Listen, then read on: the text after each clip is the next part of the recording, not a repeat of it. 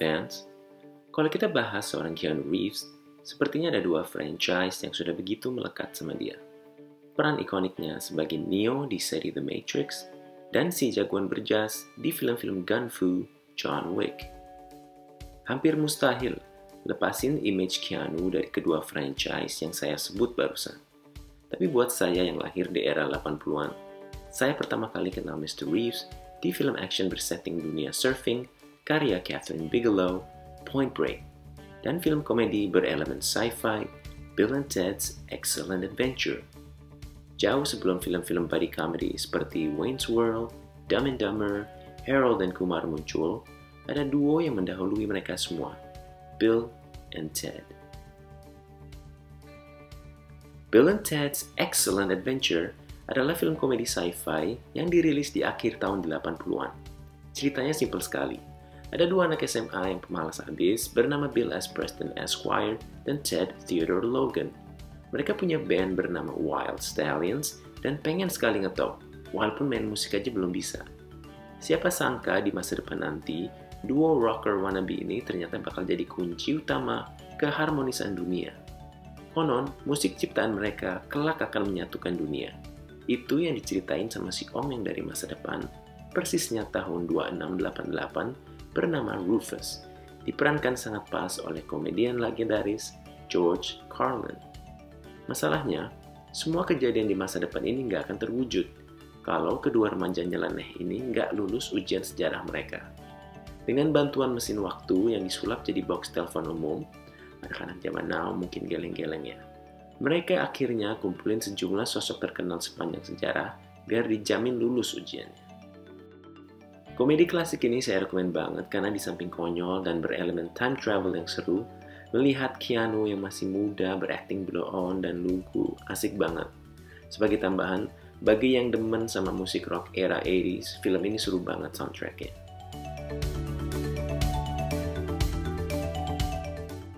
Dua tahun kemudian, sequelnya pun dirilis, Bill and Ted's Bogus Journey. Oke, saya tahu yang kalian pikirin. Sequel komedi pasti jelek. Hangover 2, Dumb and Dumber 2, The Mask 2, Zoolander 2. Iya, ada beneran juga. Tapi uniknya, film kedua di seri Bill and Ted ini jauh dari jelek. Bahkan film ini pun gak bisa dibilang malas.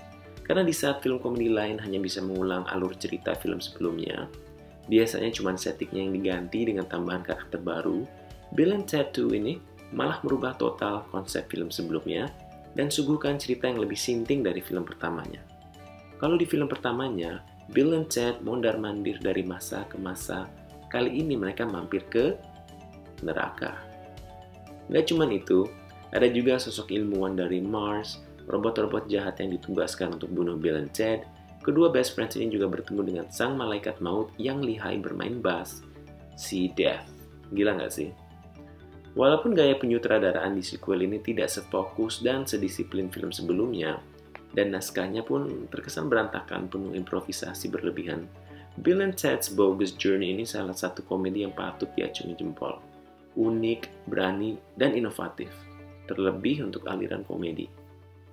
Sama seperti film sebelumnya, sequel ini lagi-lagi dihiasi sama lagu-lagu rock yang kali ini lebih sangar berkat dukungan dari band-band seperti Megadeth, Primus, dan Slaughter. Di mana film Bill and Ted pertama terkesan lebih lugu, manis, dan sentimental, sequelnya ini lebih nakal, eksploratif, dan surrealis. Fast forward ke tahun 2020, dan lagi-lagi kita bertemu dengan duo Bill and Ted. Sequel yang dirilis hampir 30 tahun sejak film terakhirnya, riskan banget gak sih? Tapi guys, film yang sudah direncanakan dibuat selama 1 dekade ini untungnya nggak ngecewain kok. Seperti yang diceritakan di film-film sebelumnya, Bill and Ted via band rock mereka Wild Stallions seharusnya menjadi katalis untuk perdamaian di dunia.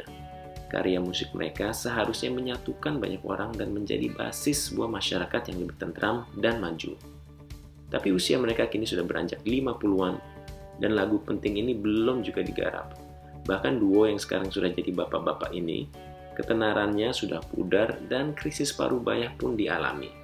Tepatnya sebuah existential crisis. Tiba-tiba ada kunjungan, lagi-lagi dari masa depan, Dan kali ini Bill and Ted harus selesaikan lagu mereka dalam 77 menit.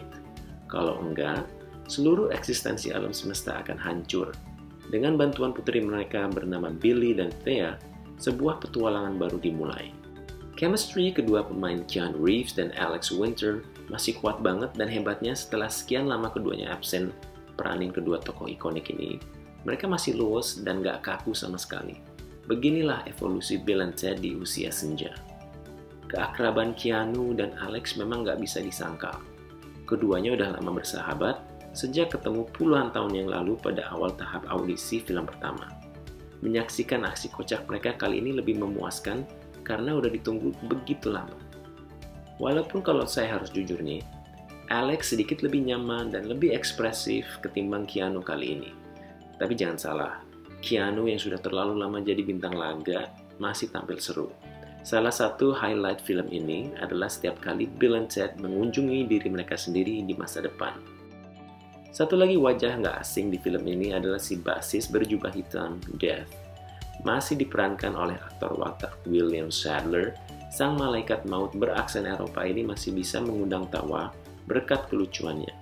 Meski porsinya jauh lebih sedikit ketimbang di Bogus Journey, setiap adegan yang ada Death dijamin akan berkesan. Bagaimana dengan pemeran pendukung lainnya? Wajah-wajah baru di film ini lumayan banyak, soalnya cast-nya dipenuhi dengan berbagai karakter, baik dari keluarga Bill and Ted sampai tokoh-tokoh sejarah yang baru. Selain Keanu dan Alex, dua pemeran yang mendominasi layar adalah Billy dan Thea, diperankan dengan brilian oleh Samara Weaving dan Bridget Lundy Payne. Luar biasa banget melihat keduanya menyerupai masing-masing ayahnya dengan sempurna. Walaupun gerak-geriknya mirip Bill and Ted, Billy dan Thea jauh lebih cerdas dan lebih dewasa. Elemen keluarga dan konsep regenerasi di film ini cukup kental, dan untungnya keluarga besar Bill and Ted tidak mengecewakan. Tema musik sangat signifikan dan menjadi fokus petualangan Bill and Ted dan kedua putrinya kali ini. Tapi sedikit disayangkan, musik yang disuguhkan di film ketiga ini tidak se-catchy atau bahkan memorable seperti di kedua film sebelumnya. Komposer Mark Isham mengaransemen skornya secara datar dan monoton, dan kurang berkesan. Sama halnya dengan musik di klimaks film. Sejak tahun 1989 kita udah tahu kalau Wild Stallions kelak menyelamatkan dunia dengan konsep musik mereka. Terus, lagu yang akhirnya kita bisa dengerin ini, apa sesuai ekspektasi kita selama ini? Mungkin kalian bisa menilai sendiri nanti ya. Satu lagi aspek yang kurang menonjol di sequel ini adalah gaya penyutradaraan Dean Parisot. Sineas veteran ini pernah garap salah satu komedi yang memparodikan fenomena Star Trek terbaik berjudul Galaxy Quest. Jadi cukup masuk akal kalau dia dipercaya untuk memimpin proyek ini.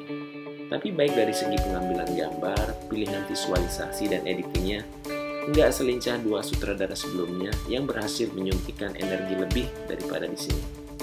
Sedikit dimaklumi sih, karena Dean Parisot berusia 67 tahun saat menyutradarai film ini. Beda dengan dua sutradara sebelumnya yang masih relatif muda saat mereka garap Bill and Ted 1 and 2. Di samping beberapa poin yang saya sebutkan tadi, film Bill and Ted Face the Music ini lebih dari sekedar menghibur. Bagi teman-teman yang belum sempat menonton kedua film sebelumnya, film ini mengalir cukup koheren dan gak akan membingungkan penonton, karena ada sedikit rekap di awal film. Gak sedikit mungkin penonton yang hanya penasaran melihat si Keanu beraksi di film komedi. Kapan lagi bisa melihat Keanu Reeves gonta-ganti kostum konyol seperti ini? Tapi bagi kalian yang penggemar sejati franchise ini, saya rasa kalian bakal puas dengan hasil yang disuguhkan. Melihat saga Bill and Ted berakhir terbukti cukup emosional.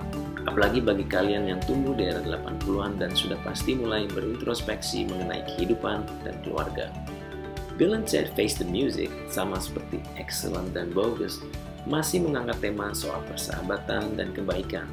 Hanya kali ini tema keluarga ditambahkan dengan hadirnya kedua putri mereka. Sedikit ironis sih sebenarnya. Sejak pertama kali rilis di tahun 1989, film-film Bill and Ted selalu dianggap konyol dan sedikit diremehkan dibandingkan dengan film-film komedi saat itu. Tapi kali ini, Bill and Ted malah menjadi hiburan yang diperlukan di tahun 2020 yang cukup muram ini. Film komedi konyol ini mampu menjadi sebuah pengalihan yang efektif.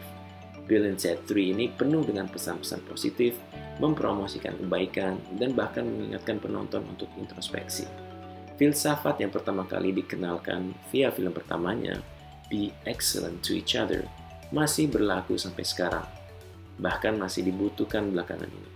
Bill and Ted Face the Music jauh dari sempurna, tapi tetap menjadi tontonan yang asik karena mampu mengundang tawa dan mengangkat suasana hati yang nonton. Go check it out.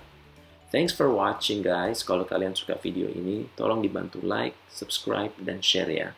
See you next time.